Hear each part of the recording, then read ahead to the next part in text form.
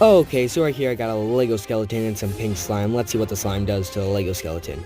Now, hopefully it won't discolor it nor ruin it. Hopefully it doesn't melt it. I don't think it will. So I'm hoping it does nothing, but let's see. And yes, I am willing to sacrifice this Lego skeleton in the name of good content. So hopefully this is good content.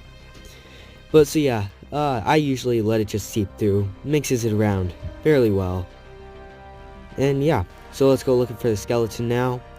It's got that cool radiated pink right there.